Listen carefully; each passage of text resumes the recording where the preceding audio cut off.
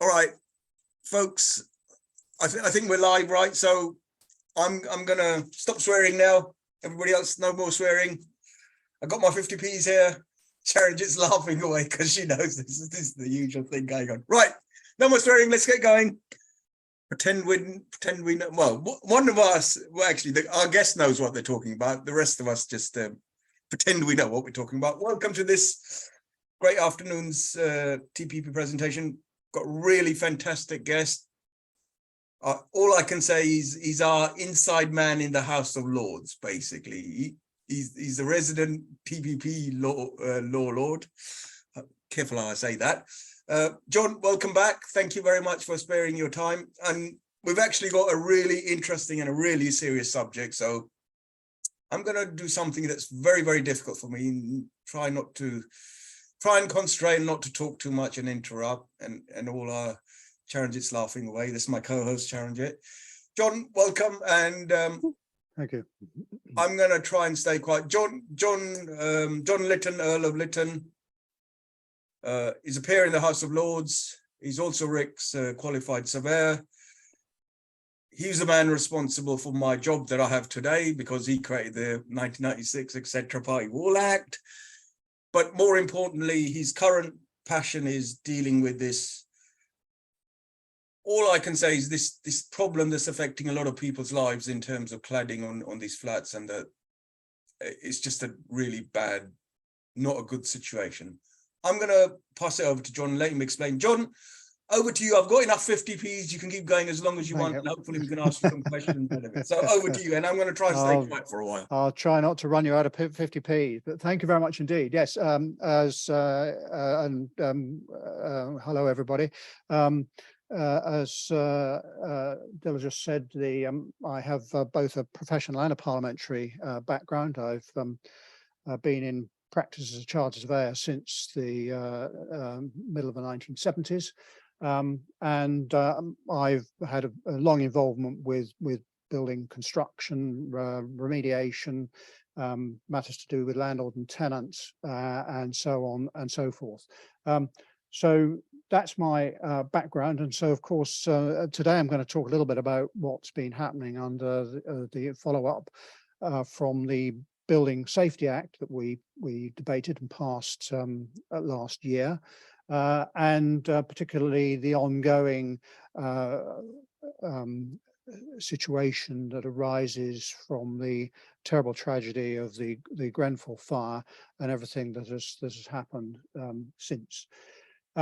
The problems that we have at the moment are, of course, many and varied in terms of their impact, most particularly on leaseholders in buildings that are affected. There are issues with them selling properties, with getting knowing when remediation is going to be done, what it's going to cost.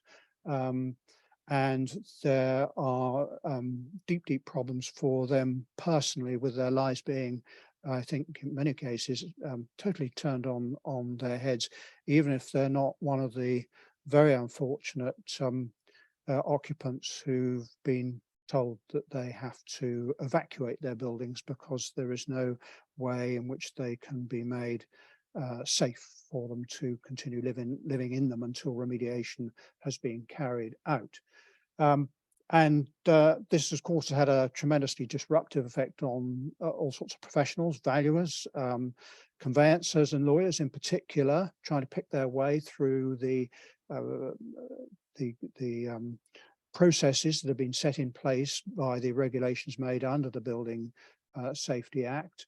And the fact that very often the owners of buildings, frequently the freeholder, put in a very difficult position also, and more particularly the government's unwillingness, as I would put it, to apply the full rigours of what I would term consumer protection. In other words, the fitness for purpose of the buildings that have been built.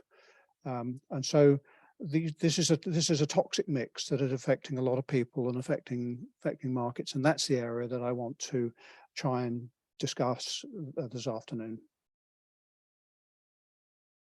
Sorry, great, John. I was trying to listen carefully. Muted. Do you have slides, or is it okay if we go straight into the questions? You carry on. Yeah, you fire away. Yeah. So now, from my sort of understanding, this is something to do with building control and construction standards. And could you just give us a little bit of a background how it got to where it's got to now?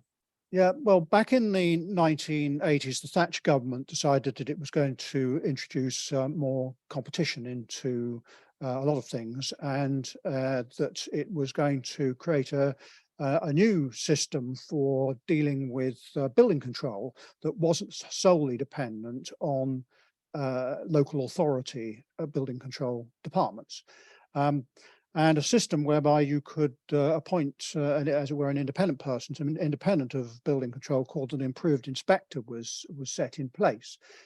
And this rested very heavily on the fact that there would be competence, there would be oversight, that the construction industry was to a large extent able to police itself and be self-regulating to that extent.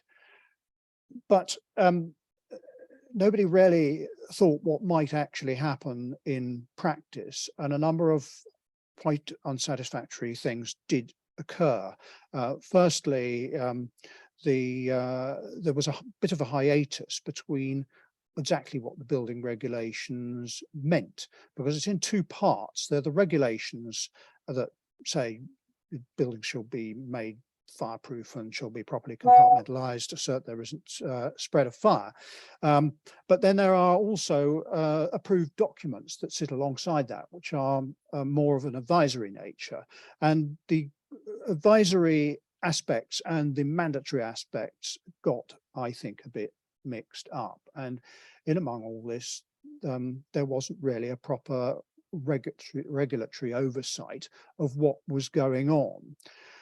And so what we are left with now is a situation where buildings have been signed off for building regulations purposes, and indeed given construction warranties, that it now turns out weren't really constructed in accordance with what should have been the standards had they been properly interpreted. And there's a great debate going on about what amounts to the proper interpretation. But never mind that. What we are left with now is a cohort of buildings, a significant cohort of buildings that actually require remediation because they have basic shortcomings in terms of compartmentation and fire stopping, in addition to the ones that were potently revealed by the Grenfell Fire, namely the issues of inflammable or combustible cladding. This has all come to a head now, and with the result that you've got leaseholders who are faced with these eye-watering remediation costs, and so that is the background to the thing. There was a genuine process of trying to free things up, but it's never been, to my mind, and this is a personal take on the thing, as is everything that I will say, there's never been, to my mind, proper oversight and monitoring of what was actually going on. And dare one say, if there are two ways of doing things and you're in competition with everybody else, would you not perhaps choose the cheaper option for doing something in order to maintain your margins? It's human nature, and I don't criticize human nature in that sense, but the ill effects that have now visited on homeowners in blocks of flats cannot be overlooked and does need to be addressed. But that is the background, and it's been going on since the middle of the 1980s. So very nearly 40 years of this particular process we've now got to try and address. Yeah, I mean, it's a sad side effect. I mean, the one thing I'll make a comment, it's not necessarily builders wishing to save money. It's also that my experience of, I hope they're not listening, council building control guys, is you'll get whoever's on duty that day turning up, and they'll say something different or contrary to the last chap who was there. And that's what frustrates a lot of builders, right? So it's not. I think there is some truth in that, and that's because of the question of what is mandatory and what is advisory in all this. Nobody can say that there's a particular right way of doing things, but certain things in terms of blocks of flats do have to be observed. You need to make sure that the building itself is robust and resists fire for a sufficient length of time for fire and rescue services to get people out. And secondly, it mustn't spread willy-nilly and create dangers from to people because of lack of containment of that fire within the building itself. And it mustn't be made of materials that produce toxic smoke and thereby also prevent people from escaping from buildings. So there are certain things that buildings need to do, and that's why we have half hour and 1 hour and all sorts of other fire resistant standards, which are only a guideline, it should be said, but nonetheless they're there for a purpose, and that is the purpose, and the primary purpose is the safety of individuals within these buildings. The secondary purpose is to stop the building from actually turning into a pile of ashes, in which case you have a total loss of a building, and that's an economic loss. But whether it's an economic loss or whether it's a safety loss, it still ultimately at the moment tends to visit itself upon the leaseholders, and I hope we'll be able to explore the reasons why that is. Sharon, I think John, you were having a question before. I was just going to say thanks very much, John, for really going over that and for explaining the compromises that been made in the past to the safety standards. I just wondered if you knew how many buildings do you think have been affected by this? I wish I could give you a figure, but as far as I can see, the statistics are not being collected in any cohesive and coherent fashion. The government has information on the numbers of high-rise buildings and whether they be affected by aluminium composite cladding or other fire safety defects. Once you get down to the lower-rise building, and particularly the cohort that are 11 meters high, so it's 4 stories and below, we really don't know what the numbers are. I made a guess, and it's a figure that I've used in parliamentary discussion, of somewhere in excess of 200,000. But others think it's a great deal more than that, and that is. It must be said is what you might call the private sector element.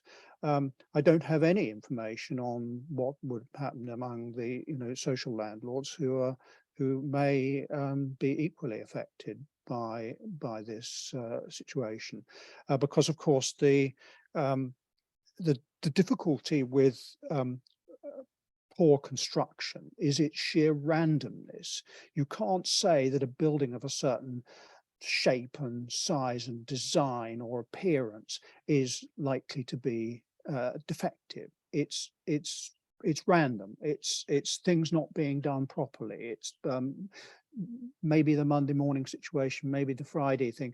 It's to do with the fact that maybe there weren't the people on site who were giving the operatives sufficient instructions, and very often with these with construction there are teams of subcontractors, and you won't necessarily get the same team doing subcontract work throughout the scheme. In fact, very likely you'll have different teams being brought in, and that gets really difficult because there isn't the continuity. And things get missed out. That's what happens in those sort of situations. And as I say, I'm not criticizing that as such, because stuff happens. But I do criticise the fact that we've got to a situation where the people who should be protected from this, namely the leaseholders, homeowners in their own homes, as far as I can see, are not being protected, and that's the thing that worries me. So we don't know how many buildings are affected. We don't even know how many buildings there are in the 11 metres and below cohort nationally.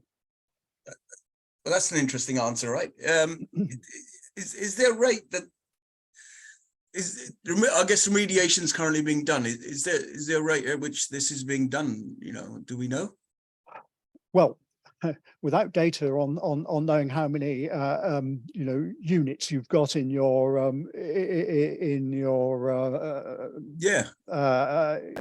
inventory, it's very difficult. But certainly the information that's reached me is that the rate of progress is slow. One figure that I can tell you is as of last month, so that was early September, there'd been 2,833 remediation registrations. So that's registrations for people wanting to tap into the Building Safety Fund. And that was in relation to non-ACM private sector blocks. But of those, only 49 have had their problems fixed. So, and I'm being told that from registration to actual approval is a long-winded process, often taking several years. But it does rather stymie the situation if you're not collecting data that enables the rate of progress to be picked up.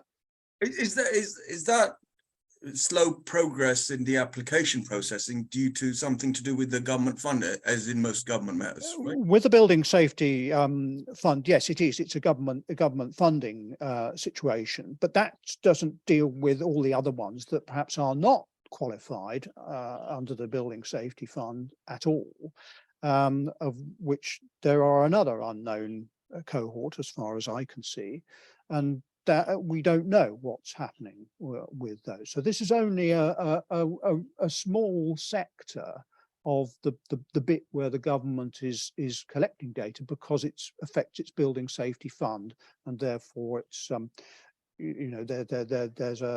that's being monitored the whole time.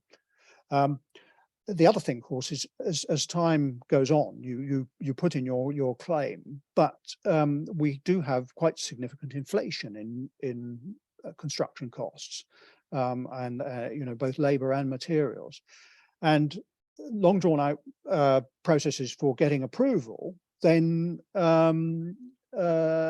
you've got the problems of inflation catching up with you. And once you've got approval, you've then obviously got to actually get the work put in place. And there are issues to do with the amount of the number of people who are available to do that too. So it's a really difficult situation that we are faced with. And I'm far from saying that all of this is the responsibility of the government, or is necessarily all the responsibility of people who overlooked doing things properly in the first place. But somehow or other we've got to get this situation back on track so that people have confidence in the sector, and confidence that they are not going to be landed with huge bills and have their lives turned upside down. Janet, got a question?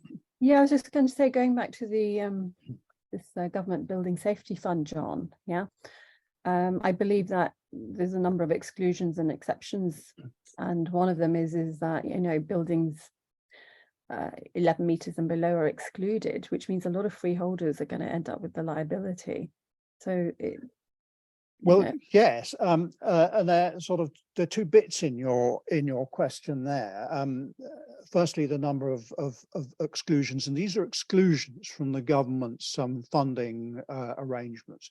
And not only all buildings below 11 metres, but many buy-to-let holdings. If you have more than 3 units, and I believe The average portfolio is larger than that, about 7 or 8.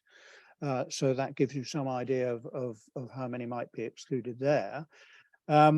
Then you have buildings that have been enfranchised by the leaseholder. So leaseholder-owned buildings, they at the moment are not covered.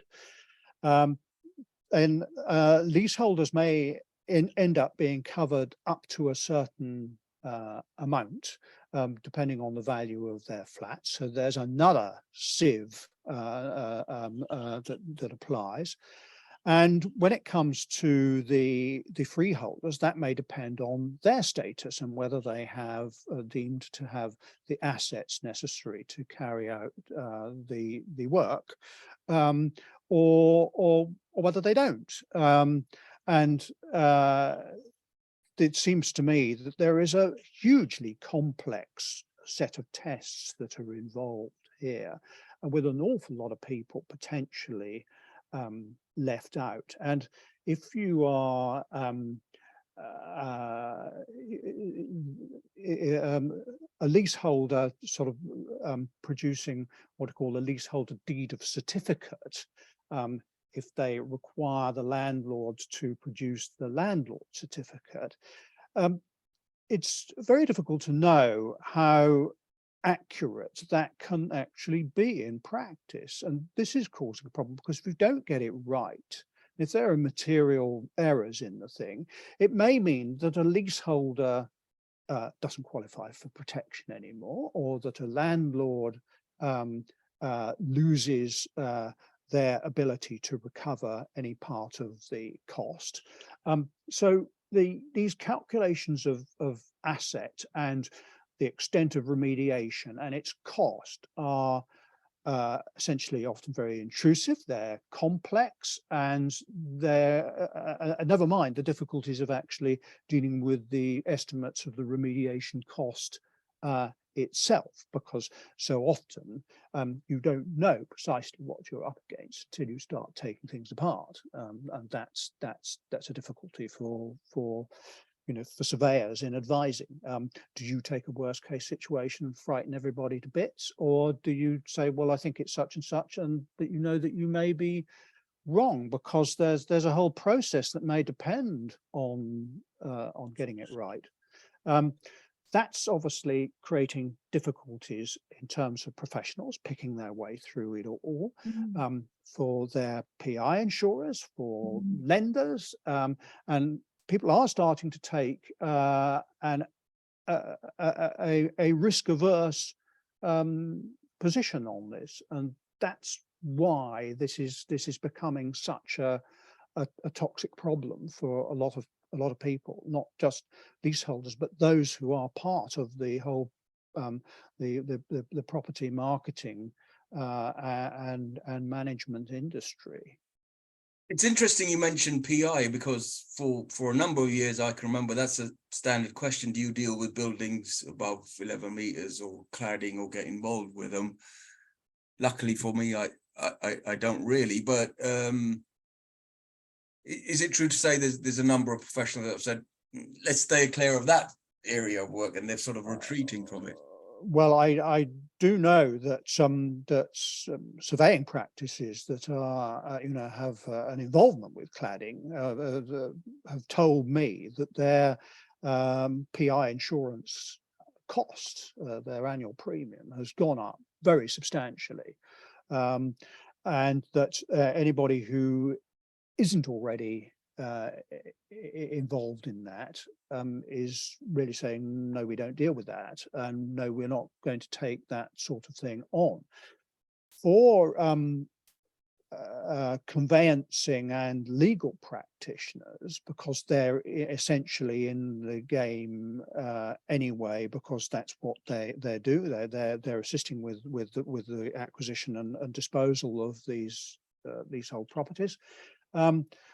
They are finding it almost impossible to be able to verify the facts and figures that are in, for instance, a landlord certificate. A landlord certificate may be dependent on information that's from third parties. How do you check that?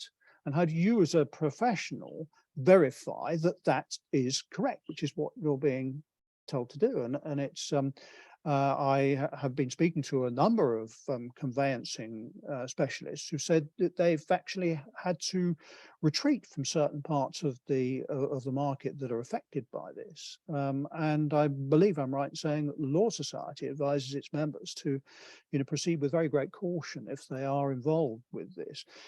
So that's adding to the problem in the sense that there are fewer people dealing with these things for the customer, for the householder. The costs are going up for them because there are fewer people, and it's more expensive for those that remain in them.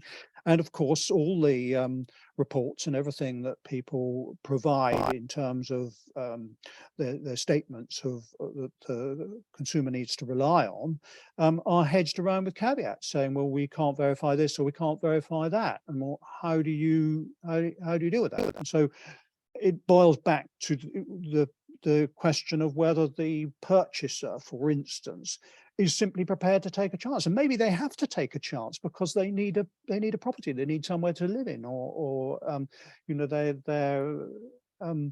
they're constrained about what they can do. They can't just go back and start again. They may be in a chain involving properties. So they may end up having to accept things that in normal circumstances they would be advised that they shouldn't. Sources also tell me that and this is a slightly chilling situation, that for new build flats, there are specific clauses now going into contracts on a take it or leave it basis that say that the purchaser accepts all responsibility for any future defects. Well, that's all very well from the point of view of the developer selling off the flats, but it's not very good news for the person who is purchasing it. And one of the real problems is we don't have a regime of consumer protection in the same way as you would if you were buying a car or anything else. And yet this is the most expensive thing. It's the biggest commitment a lot of people ever make in their lives, and it's a piece of real estate. It's not a it's not a cooking pot or an e-scooter or something like that, or a kettle. This is a very important thing where you actually live in it, and more to the point, you sleep in it, and you're sleeping in it overnight. You're at risk in that sense. So I think it's something that's actually very important that we don't have, to my way of thinking, a proper consumer protection code for this type of product. And I think that's really unhelpful. And I think that's something that's coming home to roost with the present situation in terms of building safety. Thank you. Thanks very much, John, for that. And my next question really is, how is all this going to impact the sector? How is it going to impact the property market? Because if many leaseholders are completely stuck and can't move on. Leaseholders have been writing to me on my parliamentary email in large numbers. Hundreds of them have written to me, each one with a absolute tragic tale of how it's affected them, that they can't sell their property, they can't move on. Starting families delayed, weddings put off. It's a real list of individual tragedies, and I'm always trying to think, we're not dealing with bricks and mortar. It's not just another product. This is hurting real people. So as to markets, it's a little bit difficult to say, in the sense that markets have been a bit subdued in recent months anyway, and that may be masking other things. But even before then, even before we got into this situation, people were telling me they couldn't sell their properties. It's only going to be a matter of time, I think, before there is a broader problem in the sense that financial markets, mortgage lenders in particular, may decide that this is a sector they've got to regard with particular additional care. And one of the things that's coming down the line is something called Basel 3.1, which is the question of liquidity of particularly secured lending loan books, and what that is going to happen. Now, the Bank of England apparently is going to make a pronouncement on that during, I think, the early part of 2024. We don't know how that is going to affect things. So I think my sense is that everybody's holding their breath a bit on this. Mercifully, I don't think we have yet seen what you might call a full-scale run on the sector in terms of value. But my fear is the ingredients are there. I sincerely hope it doesn't happen, because that's going to hurt a lot of people even more than it's hurt them at the moment. But it's we're not out of the woods as far as that is concerned. And as a valuer, because I am also a registered valuer, I can see that if you've got a flat in a apartment in a block that required remediation, you would take a different view to the situation if you were dealing with a similar flat in a block that didn't require, or was known not to require, remediation. And it gets really difficult because the way in which the leasehold, the long leasehold structure operates, it has a degree of rigidity that isn't well suited to trying to deal with issues that are fundamental problems to do with the building, for which neither the leaseholder or the freeholder are actually the cause. They're not the people responsible, but they've got to sort it out. And the leasehold system is the only way they can do it, with the freeholder or owner of the building, if you like, being, as it were, charged with doing the work, as they should be. And that gets back to the sort of the question that is posed by this webinar, because very often they are the body that's legally responsible and has the capacity and the agency to deal with these effects. But the way in which the leases are structured, the leaseholders are beholden to reimburse those costs.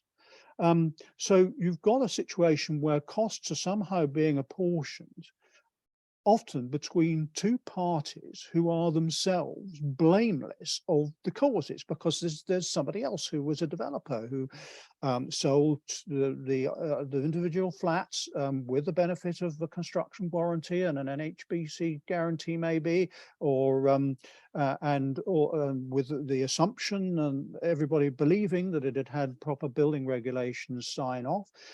The investment, the freehold, has been sold off to somebody else, possibly a pension fund, and they have had the same sort of assurances. But in reality, whether you call it corner cutting or whether you call it neglect, things have been happening on the building site which have meant that the internal compartmentation in some of these buildings, so its ability to resist and contain spread of fire if a fire breaks out in a particular flat, is seriously compromised. And you're not talking about something that can be done with a bit of intumescent sticky tape or something or like that. You're talking about things that are actually in the guts of the building, that are expensive to expose, to remediate, and are very disruptive in order to do it, as well as being extremely expensive. And everybody knows that if you have to start tinkering around with the guts of the building, then that's always much more expensive than if you deal with it at the construction stage.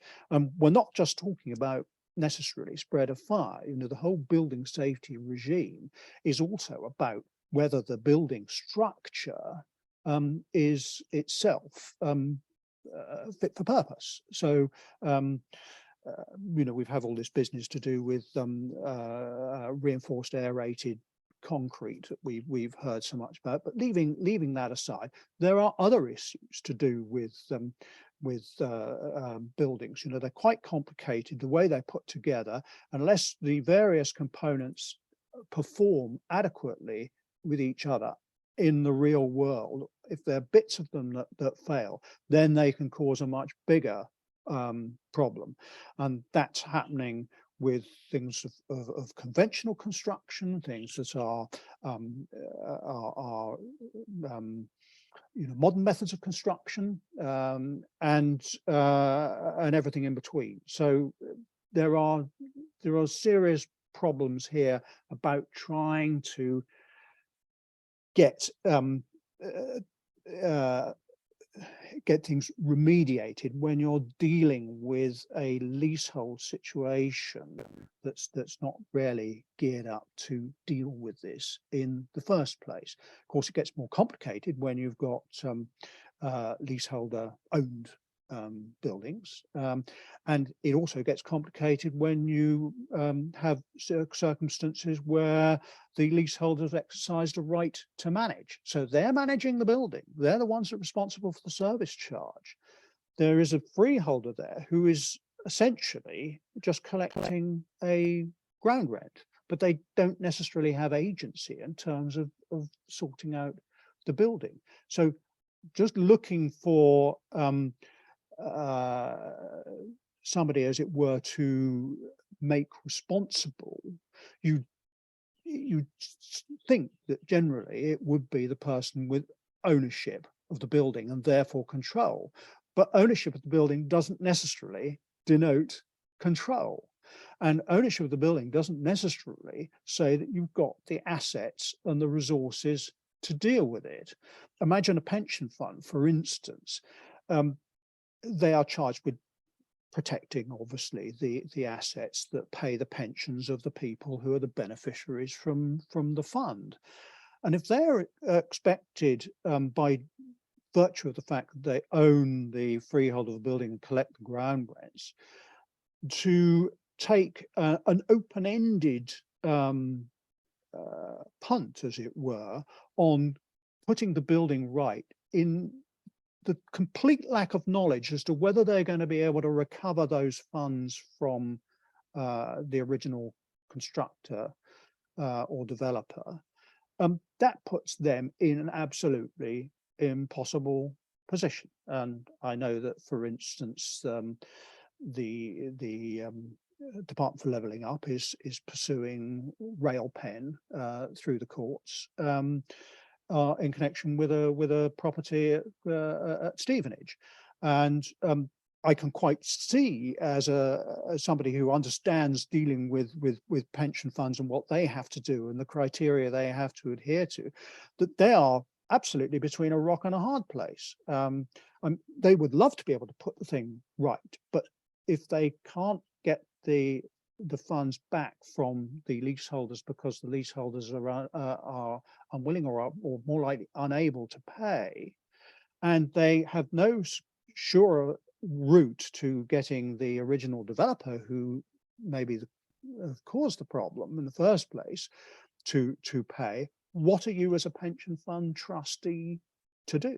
You end up having to defend yourself in the courts, and I don't see that being a very profitable way forward, because the legal system not only is slow, but it's extremely expensive, and you can't necessarily predict the outcome. So there's some really awkward situations that we're faced with, which is why I've been trying to find another way through all this, in order to try and break that down. And your strapline was, why shouldn't freehold building owners be responsible for remediation? Well, yes, to the extent that they have agency, they are the people who are best placed to deal with it. But if they don't have the means, and they can't recover it from some other source, or cover the sums from some other source, where does that put them? Somewhere between hugely expensive legal uncertainty, and possibly on the other end of the spectrum, bankruptcy. And neither of those are going to help the leaseholders who are stuck in these things requiring remediation. And while all the arguments going on about who pays and how it gets paid for, they are locked into the situation in their homes. I was under the impression that the government had said the developers are going to pay, and is that the government's approach to these risks? And you also mentioned, yeah. I'm going to widen the question slightly, forgive me, but you also mentioned modern methods of construction. And look, from memory, this sort of thing's been going on. So, you know, previously you had polystyrene tiles, and prior to that you had, what do you call it, asbestos. So there's always something going on in construction, right? Yes, there is. And I suppose that if you take the view that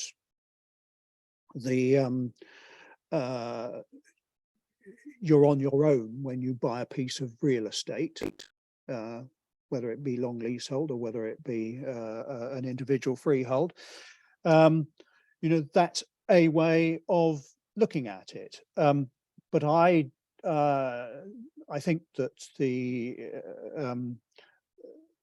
more realistically, we are in a situation where leaseholders are vulnerable consumers. And I think that it does behove us to have a system that doesn't leave them exposed to what, in fact, in a worst case situation, would be completely uncontained risks. So there are things that have been done, but there are regulations, and the regulations say that buildings have to meet certain criteria. So what we're talking about here is not things like ill-fitting kitchen doors or, you know, an out-of-level worktop. Yeah. We're dealing with things that are actually fundamental to the way in which the building was constructed and put together, namely its integrity, and that might be its structural integrity and its related fire safety integrity, because the two are different parts of the same coin. And the very important thing is that whilst there's obviously a political question to be dealt with here, there's also a potentially very substantial downside if we get it wrong. You know, if we have wholesale value write-offs for this in this situation, then that, I think, is very unsatisfactory.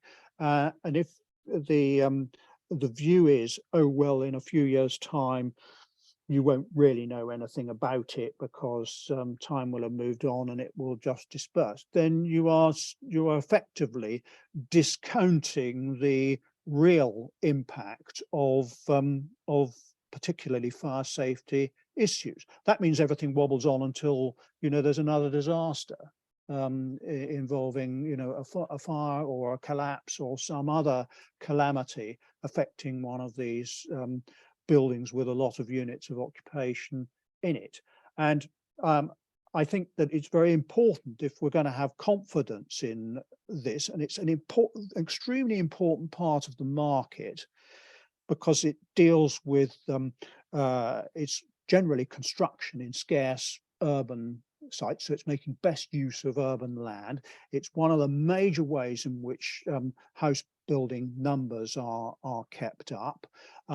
It's where people not only often want to live, but where they physically need to live, because it's often near to work, it's near to public transport, it's in an urban environment which where they want or need to be. So that actually is very important that we get this right, because there are and if you're going to talk about achieving housing targets, and that people should own their own home, and that is the promise of creating wealth, this sort of thing. We need to make sure that that isn't subject to hidden write-downs on some other part of the balance sheet.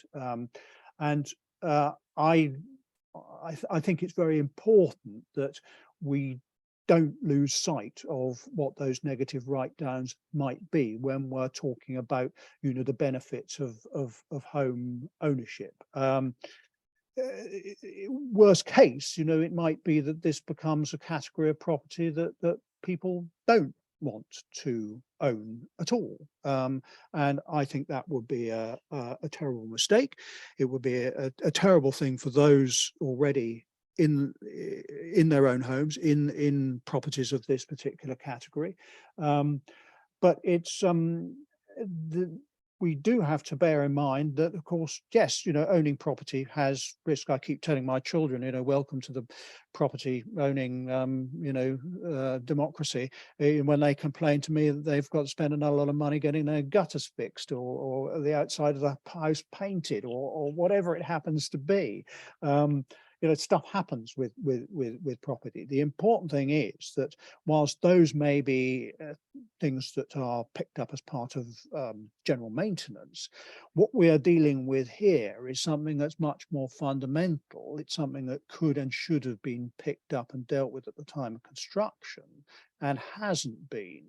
And that, I think, is a different animal in the sense of what we are trying to deal with. It's not sort of, and it's particularly so because, as I've said previously, the randomness of it and the inability to predict and provide as to what might happen and what the effects may be, are very, very unsatisfactory and destabilizing of all sorts of walks of human life.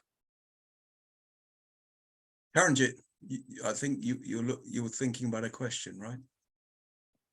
Yeah, yes, no, thanks very much again, John. So, I mean, going forward, John, what would you propose as a solution to all of this?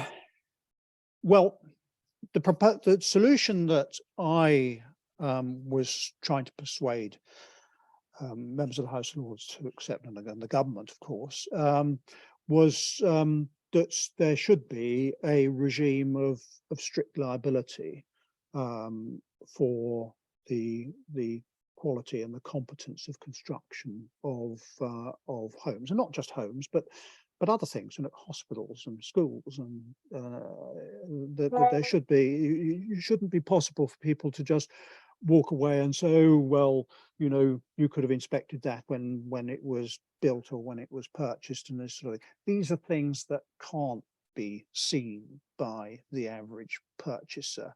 They're hidden deep in the structure of the building in areas that you wouldn't conceivably expect to expose and identify what they were as part of acquiring a property or bringing it into use. Okay, and this is what the purchaser depends on the professionals for, right? It partly depends on the professional. There are of course a whole lot of people that are involved with they're professionals, warranty providers, and this sort of thing. And my view was that there should be the regime of strict liability should apply first and foremost to the developer and principal contractor. And the idea behind that is that it shouldn't be a matter thereby for extensive and expensive and long-winded argument to establish cause and responsibility. In other words, if a defect came to light that clearly wasn't in accordance with the construction code or the manufacturer's guidelines or a code of practice prevailing at the time, then that constructor and principal contractor should be responsible for that. That then would cut out all this business of trying to chase who or what is going to fund the whole thing. And insofar as the contractual principal or developer weren't there anymore because they disappeared or gone bust or whatever it is, the idea was that there would be a levy across the wider industry, and that would include people like material manufacturers, warranty providers, specifiers, so a number of professional people that are involved with this. And the intention behind that is that it should be wide and relatively shallow, but also that it should be relatively time limited. And the reason that it would be relatively time limited is because it would remove the incentive for cutting corners in construction.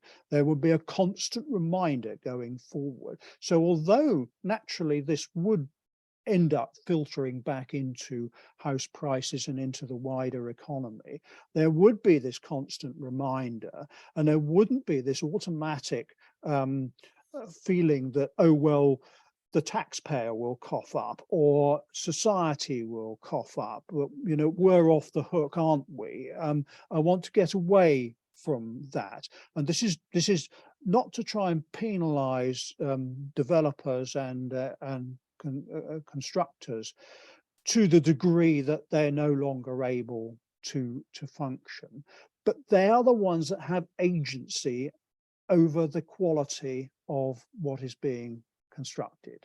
And so we need that constant reminder, because if we're going to just get a reputation in this country for going on producing, you know, second-rate buildings or things with hidden problems in them, that's not going to do us any good in the long term. You know, we could be building the you know, the disaster scenarios of tomorrow as we try and deal with government targets for new homes today, and I don't want that to happen. I think that would be a total failure. So in building our way out of the problem, which I think is what needs to happen, we have to get away from the idea that it's okay to cut corners. Mistakes are always going to happen, but what we're dealing with here is something of a culture of not doing things certain ways, of trying to cut out cost. It's known in the trade as value engineering, and everybody knows what it means. It's a financial corner cutting approach. We really have to get away from that, because we are talking about the safety of buildings, we are talking about people's lives, we are talking about the financial stability that affects ultimately the balance of their minds. And I've had people writing to me saying, you know, we're at our wit's end. You know, I'm having to take tranquilizers because I can't hack it anymore. We have to get away with that. So that was why I had that proposal. But the government didn't want to open it up in that way. It had its building safety fund. It wanted to get the pledge. Secretary of State wanted to get the pledge from these major house builders, and very good. You know, many of them have signed up to it, but it was a pledge. It wasn't written into legislation. So the question then arises as to what extent that is guaranteed. Does that mean the pledge is sort of almost meaningless if they want, if they're not writing an actual check, or they're not compliant? And does the government agree with you? Well, I think the government thinks that the pledge is the right way forward. I am a bit more inclined to say, well, I'd sooner not have some sort of promissory note. I'd like a proper performance bond. Thank you very much. So I was looking. Show me the money, right? Sure. Yes. Said the pieman to young Simon, show me first your penny. You know, that was the so the principle is a very long established one, and we are talking about, by and large, a construction sector that's successful, and I wouldn't wish to bring that to a halt, because that sector needs to go on being successful. Otherwise, we're not going to have, you know, house building and this sort of thing, and that would be a failure. But somehow we've got to get better standards. There's got to be this constant reminder going forward that standards matter and that people's lives and their assets matter as a consequence of that. And so the approach that I was looking for was quite simply one that whereby you had this strict liability, you had a means that once you'd established the principle of cause and effect, it was relatively straightforward to try and deal with. And that way you would leverage in the necessary funding. You wouldn't leave freeholders not knowing where they could get the money from, or leaseholders not knowing whether their pocket was going to be picked by the freeholder who's got nowhere else to go. It was going to try and get that sorted out and provide a better and broader fund for dealing with the thing. Now, the government didn't like this at all. It felt that it was although when we started discussing the Building Safety Act, and I had what was then known as the polluter pays amendment, which was fundamentally the same as the amendments that I subsequently been moving in the Levelling Up bill, I got away from the polluter pays label because I felt that sloganizing the thing actually didn't help, and that we really wanted a remediation scheme. So that was sort of looking forward, not to the negative, you're guilty, therefore we'll slap you down, but actually how do we move forward? And this was to try and be more positive and forward looking to this. But there were lots of reasons given why the government didn't like it.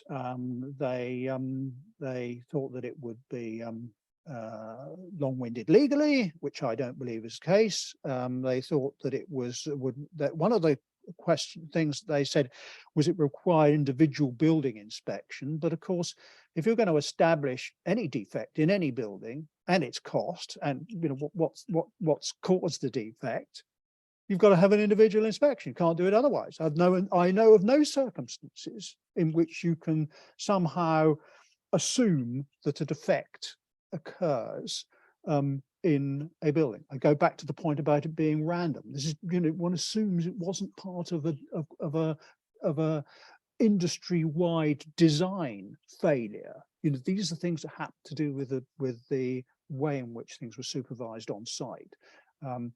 So that's and they thought that the whole thing would be more expensive. Well, I didn't think that it would be,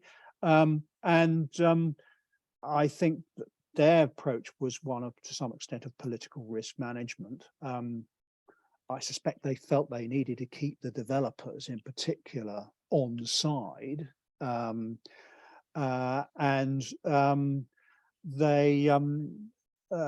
so there were all these reasons put forward as to why it might not work. But I'd had the thing looked at by Parliamentary Council, by Construction Council, by people who were experts in construction management and fire safety, people who knew about adjudication through the first tier tribunal and all this sort of thing, and they were all satisfied that it would work. Now, I wouldn't like to stick my neck out and say that I'm a specialist in my own right in these things, but I was convinced by the information that I was given that it would work, and that it would work successfully. But it would have meant the government recasting what it was doing, although the entire design was intended to fit in with the Building Safety Act and not actually cut across it as we were being told, or I was being told it would do. So there was very much a difference in perception as far as that was concerned. But that was how I saw the thing doing, and nobody else had come up with with another proposal. There wasn't another proposal. What was the other proposal? that, you know, leaseholders would pay. Well, I felt that was immoral and improper. That freeholders should pay. Well, where the freeholders going to get the money? Have you got to rely on? What about the freeholder who doesn't actually isn't responsible for building management? What about the freeholder who's, husband and wife or something, who just happened to have picked up the the thing as a little investment for their private pension? You know, they're going to find the money. They're going to find hundreds of thousands of pounds to fix it. You know, but they can't do it. You know, it isn't there. There isn't a route from saying you're responsible, which is the one thing you can say that somebody who is in control of certain bits of the building should be in the first line of responsibility for actually implementing the work, but to make them responsible for the cost, which for something that they haven't actually generated in the first place, seems to be fanciful. I mean, it isn't going to happen. There's just going to end up in argument. It's going to end up in default or bankruptcy. That's no way forward. That's not addressing the problem. How do we fix it? How do we get forward? And the government could at any time say, well, we like the idea in principle. Bearing in mind, under the Building Safety Act, initially they said they did think it was a good idea. And I had, government ministers, on online, phone in things, saying, expressing their support. But then they decided they didn't want to do that. And I can't tell you precisely the reason, but presumably there were political reasons why that wasn't considered appropriate. But as I say, there wasn't another scheme visible or known to me or to the people I've been working with that would have provided any sort of equivalent solution. Thanks again, John. Yeah, just going back to, your solution of putting the onus back on the developers, for the responsibility for the safety of the building. Do you think that's going to increase the cost of the building, the housing sort of market? Well, it might do. And as I said earlier, you can't avoid some of these costs ending up feeding back into society. But what I want to avoid is somehow, as soon as there's a problem, it's going to be a collectivized risk. It's going to be a society or a sector of society or the taxpayer. I don't think that's right. There's got to be some other entity that is with more direct responsibility standing in front of that, even if it ends up being more expensive. But I don't believe that there's anybody certainly in my line of business who thinks that doing things right and making sure that the quality control is there is itself more expensive. In fact, it may be that if you design things right and get a wise choice of materials, in the long run, it performs better and has lower maintenance costs. And I think you've only got to look at some of these repurposed Victorian mill buildings alongside things like the Grand Union Canal, which are now providing really good quality upmarket residential accommodation. And you compare that with some of the buildings that are being put up, new housing in recent years, and you can see that the way in which they're put together and the choice of materials that are being used is likely to lead to early deterioration, even without issues like not being able to access things to maintain them properly and that sort of thing. A lot of comment about the low quality of modern house building. And I think that's a false economy. But you're right in the sense that dealing with this question of building safety remediation is ultimately a cost that's going to go back into the situation. But what is worse?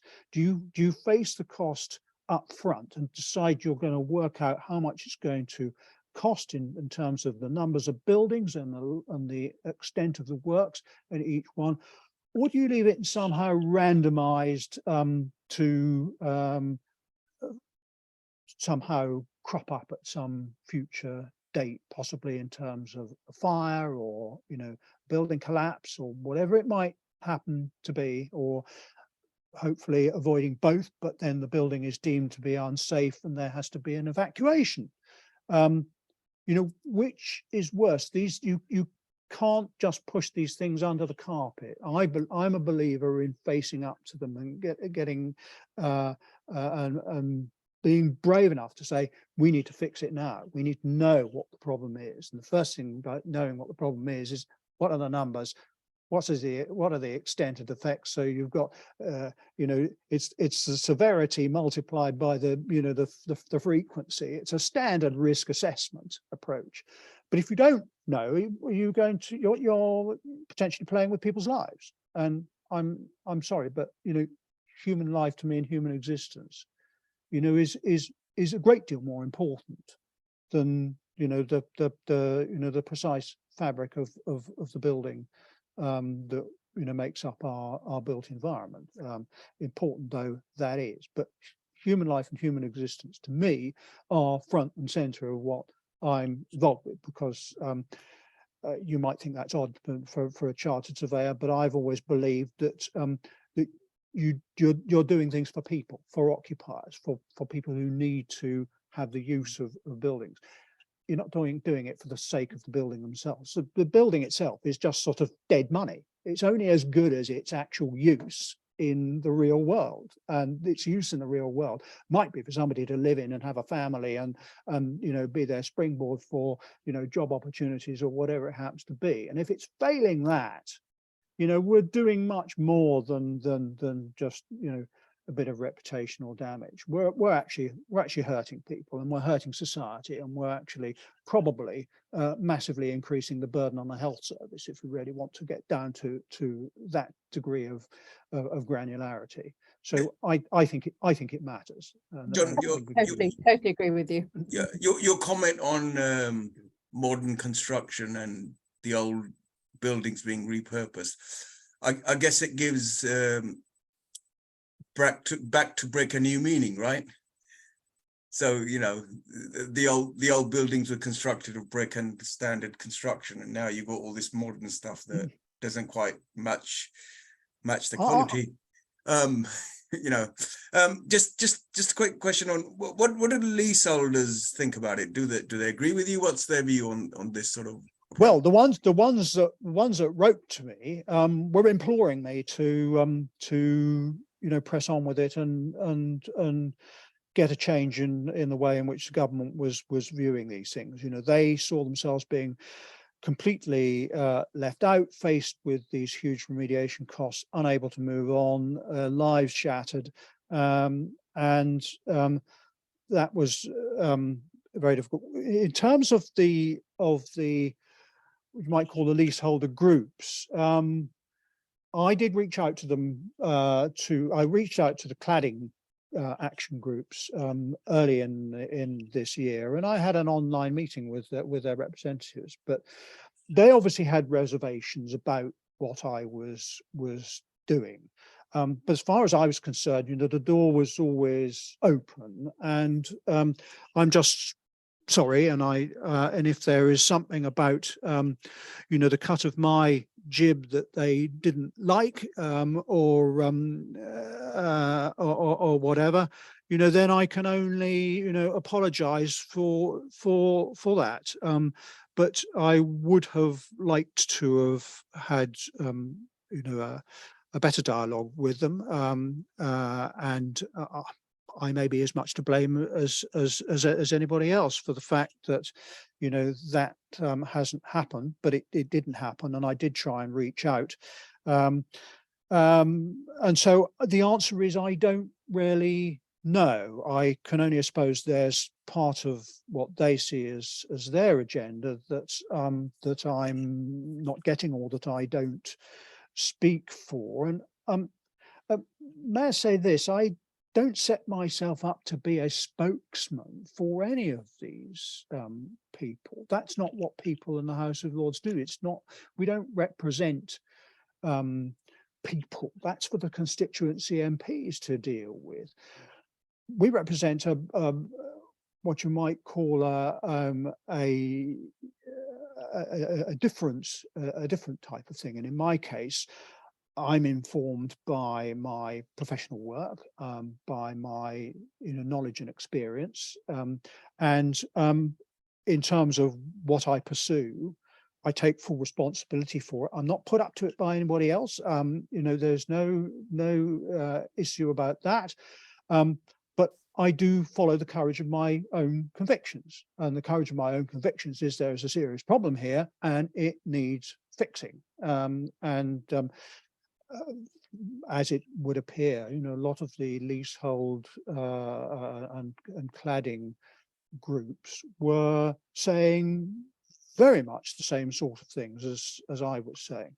And so it's been a matter of regret for me that there hasn't been a better dialogue, because I do think that if we could have got a common purpose and a common thread, we could have moved the government in a better direction than the one that it's going in, which seems to me that it is satisfied that there are certain category of leaseholders who simply won't qualify, who will be left to their own devices, financially, emotionally, and in every other sense.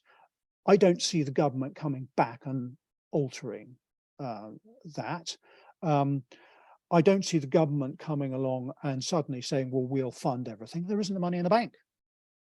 There's not the money. There's not the money to pay for high-speed rail. There's not the money to pay for maintenance of schools and hospitals and the employment of teachers and nurses and people like that. There are serious constraints. I don't see the government sort of riding to the rescue here, but I do see a cohort of people, I keep going back to this, who are badly and unjustly affected by this building safety scenario. And I would simply say to those who are maybe listening to this, my door remains open. The fact that I some of the people I've been working have been quite significantly criticised from certain quarters, from certain quarters of you would expect to be, if anything, sympathetic with what we're trying to do. But nobody's trying to steal their their thunder or take over what they do. There is a genuine sense of common purpose, I believe, here, that I think for the time being, we've lost that, and with the government that's now going to spend more and more of its time looking at what might be happening in a general election sometime next year. Yes. We're not going to get it. We're not going to get it fixed anytime. So where do we go from here then, John? Having said that, well, I think we just have to keep our eyes and ears open for another legislative opportunity. But as time goes on, the momentum and the thrusts of this will diminish until such time as there's some other tragedy that brings it back to the forefront. We're 6 years on from Grenfell, over 6 years on. Where are we now? And I do think that it is part of the the political judgments that if you can spin it out for long enough, the thing sort of diffuses and goes away, doesn't it? Or gets overtaken by other more pressing things. But I get back to the point. It hasn't gone away for hundreds of thousands of leaseholders. It hasn't gone away for the people who've had their lives turned upside down. who's, had to take their children out of school because they that their lives were so disrupted that they couldn't do it. And all these are things that are coming back. So I don't know what to say about this. I mean, don't get me wrong. Although I'm an enthusiastic advocate on behalf of leaseholders and on behalf of those who are. I'm not the only one, and I'm certainly not indispensable. As a parliamentarian, that doesn't bother me. It's not something that gets under my skin. It's one of the things that you have to accept. There's politics. But professionally, because I know a good deal about this, I know about the leasehold tenure, I know how these things work, I know how buildings are put together, I know what's happening on construction sites. I feel that I do have a particular insight, which is probably not shared by very many people to the same extent in Parliament, and therefore I feel I have a duty to say something about it. I have a voice, and I need to. I feel compelled to use that voice to continue to highlight this.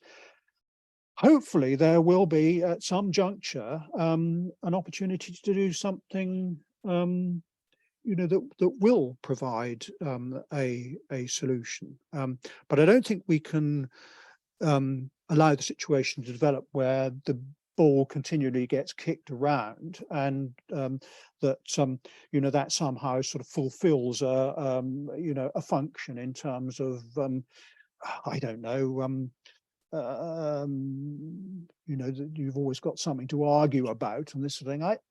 I'm not interested in generating argument. I'm interested in solutions. That's where I come from. Fixing things is what I've always tried to do in my life. Trying to find solutions, trying to find situations where people didn't have to come back for advice numerous times, but actually were able to manage their own affairs and could and had agency and the ability to do that. I've been accused of all sorts of things as this bit of legislation has gone on, but I note that, but I go back to the point to say, well, but I'm driven by the courage of my convictions, by my own knowledge, by my own experience. That's what takes me forward. Right, great, John. Look, I'm loving the approach, and thank you for your time. Keep going, keep trying to fix these things, because there's always another thing to fix, right? Look, it's been a really interesting discussion. It's given us some insight into what's actually going on, and as always, you're a man in the House of Lords and trying to see what's going on. And once again, thank you for your time. Yeah, and just to pick you up on saying you're man in the House of Lords. I'm not actually anybody's man in the House of Lords, and I'm not on your payroll either. So no, you definitely do our payroll. I'm delighted to be able to be here and just share my ideas, and they are my personal views. They're not and I'm driven sure by all other people. I'm sure all the people who have been affected by this are immensely grateful for all the work you do and for all the campaigning you've done. I'll keep on going. It's not a campaign. I'm not part of a campaigning organization, but I will try and continue to give voice to people who I feel have been shortchanged. Yeah, if in doubt, there's no check on its way to John. But John very kindly takes his time out to give, or when I mean our man, give us an insight into what's actually happening behind the scenes of Parliament, as far as can, and it's very interesting insight. And so thank you for that. Thank you for sharing your time. Sorry, mate, no check on its way to you, just so that you don't have to declare anything. But look. Keep us informed. We'd love to have you back, and whenever you've got something to give us an update on, or something new that's happening, whenever they get this damn bill that they keep threatening with the planning and all of this, because we had a lovely planning lady last week. She says, "Watch this space," and I thought when John comes on, we'll ask him what's going on with this. Oh, no, don't get me on planning, please. Yeah. Well, that's one for next time, right? So look, But thank you for giving me a bit of airtime, and I hope that it's been, informative for your listeners, and that and my door remains open, as indeed, if people want to contact me via the House of Lords, they're very welcome to do so. yeah, always a pleasure, and once again, thank you for your time. Really, not at all. Thank you. Discussion. Right Very now, much. Thank you. now I've got to get the right buttons because I got told off last week. Are you sure?